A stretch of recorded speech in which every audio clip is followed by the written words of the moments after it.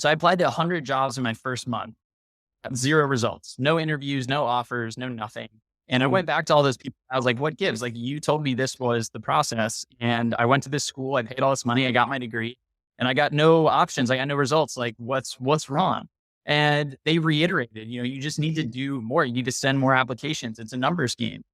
And I said, okay, I'll do this one more time and I'm going to double down and I'm going to just do everything that I possibly can. So I went out there and I applied to 200 jobs the next month, and same thing, zero results. So the definition of insanity is doing the same thing over and over again and expecting different results. And I clearly was going crazy because this thing just was not working. Welcome back to another episode of the Who You Know Show podcast, where what you know is important, but who you know can make all the difference in your business, career, relationships, and life. My name is Trevor Houston, and on this show, you'll learn the strategy, grit, and mindset it takes to overcome obstacles so you can level up in your career, recover your cash flow, and live the life of purpose that God intended for you. Don't forget to look at the mic drop moments time-stamped in the show notes below. And if you've enjoyed today's episode, make sure to pay it forward, subscribe, and leave an honest review so we can improve. Thanks for listening. My name is Trevor Houston, and please enjoy this episode of the Who You Know Show. So, Austin, you are the founder of Cultivated Culture, and there's a lot of buzz going around. You've been featured in Forbes, Business Trader, Fast Company, because you're helping job seekers land jobs at companies like Google, Microsoft, Amazon, Apple, without even applying or without connections. So I'm super curious because I'm like, it just sounds like too good to be true, but Yeah. you're getting all this press. What? So like, what are you doing, man? I just want to know, what's your secret sauce? Yeah, for sure. So you guys pretty much summed it up, but I do two things right now. So I still work full time at Microsoft. I've been there for about 5 years. I work in partnerships and development there. And then I run this business, Cultivated Culture, on the side. And the whole deal is helping people get in the door without having to go through that whole online application process. So I will say that, without applying online, you don't want to completely remove online apps from the entire process, right? But the big issue that we see, which you guys know better than anybody else, is it's not what you know, it's who you know. And so many job seekers spend way too much time applying, like just pushing these online applications through the job boards, and the results just aren't there in that channel. So if we look at where the results are coming from, which is via referrals, as you guys know very well, that's where people are spending 10% of their time. So I work with people to flip that script. I work with people to spend 90% of their time on the networking and figuring out creative ways to get in the door, like using something like BombBomb to get noticed, or creating something that I call the value validation project. We use that stuff to build relationships with people who can influence that end hire decision for the target role that we want. And that's how I help people get in the door. So we're not spending hours tweaking resumes. We're not spending, hours tweaking cover letter. Trevor, in the promo for the episode, you said you're worth more than 2 sheets of paper. Like, that is the truth. And the best way to showcase that is by getting in front of somebody, building a relationship one-to-one, adding that person to your meaningful network, and then leveraging that to get in the door. Man, I love that. That's like, all right, hold on. Come on, guys. Yeah, that's Come like on. another mic drop right there. Grab your mic. All right. So leveraging the network. So you have a pretty large network. I noticed. I was looking at your LinkedIn profile. I said, dang, okay, this dude's got like 300 and something thousand. You got a pretty hefty network for LinkedIn. That's amazing. How did you? How long have you been on the platform? First of all, like, how long have you been on LinkedIn?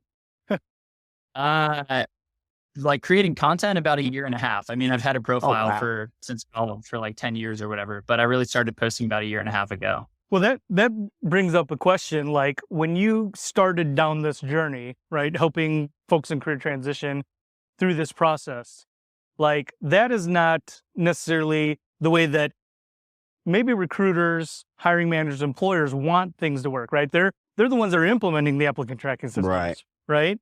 So what kind of resistance did you run into? Can you talk a little bit about that experience, developing this? That's the big thing about this whole strategy. It comes from my personal experience. So I'm not a recruiter, I've never been a recruiter, and I get mistaken for being a recruiter all the time. But essentially, everything I share is based off of my personal experience job search. So to rewind the clock a little bit, back in college, I was a pretty bad student. So I got out of school with 2.58 GPA.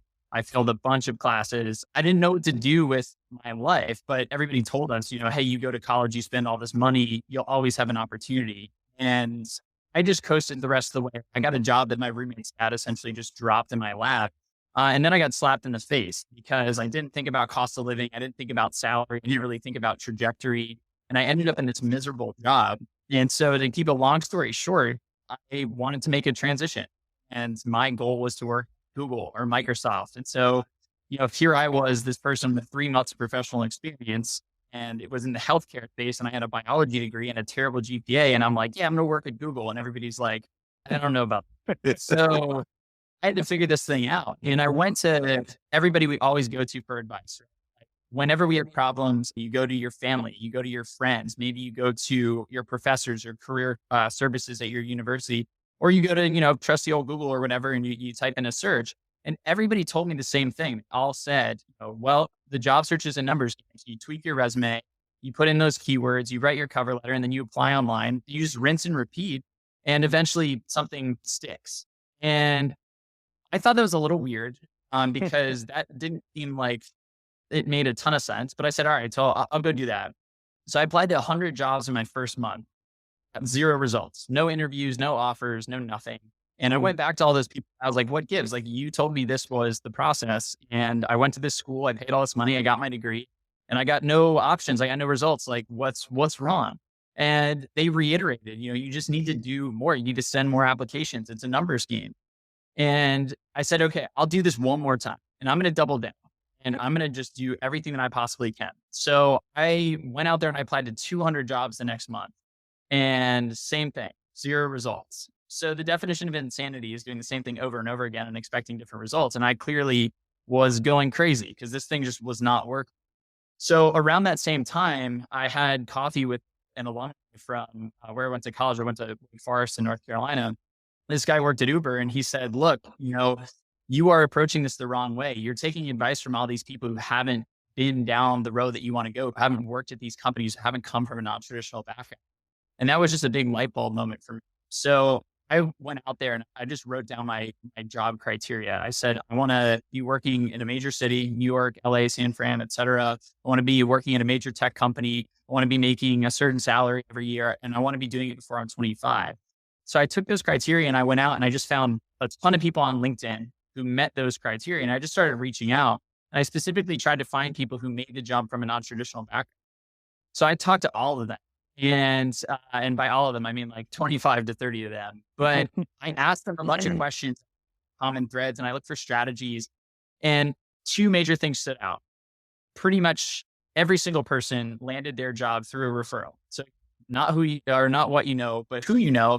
But it was also, how can you illustrate what you know? Because a resume, a cover letter, those aren't great ways to illustrate your value. Like, when I was younger, I played soccer.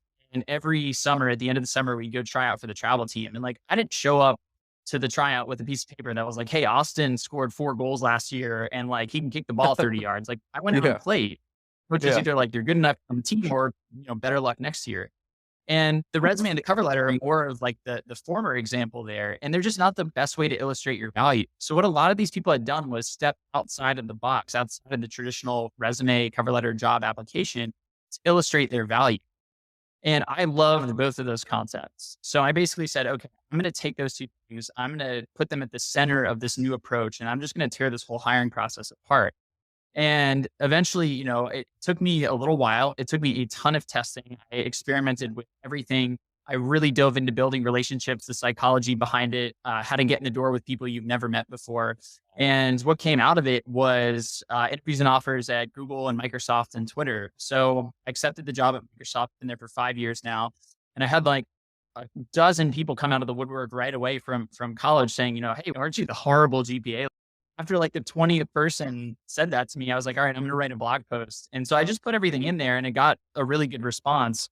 And that was 4 years ago now. The rest is kind of history. So I've really been lucky in the sense of, I've been able to take my system, and now I've been able to test it at scale with all of these different job seekers across industries, across levels of experience, from new grads all the way up to C-level folks, and people who are 21s and people who are 60 plus. And I've really gotten to see how that works in all of these different applications in these different environments. Love that. So you used your experience. I mean, he said a lot of the same things that we're teaching. Oh, yeah, absolutely. I mean, really. I mean, I love it. So I kind of figured it was something similar, but I was like, maybe he's got some kind of like, I don't know, some secret technology or something that's just getting in there. Well, and at the end of the day, right, in Austin, maybe I'm right or wrong about this, but you have come from a non-traditional, like as you had mentioned, but clearly it was well received, right?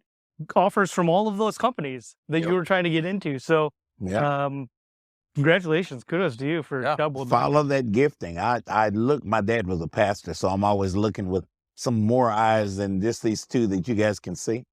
And you know what? I see a lot there, Austin, and I see that passion, and I see some gifts that it comes from. So, guys, hey, listen, if we follow our passion, the Bible itself tells you it will put you before great men.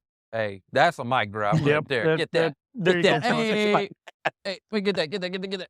You guys, you need to go check them out.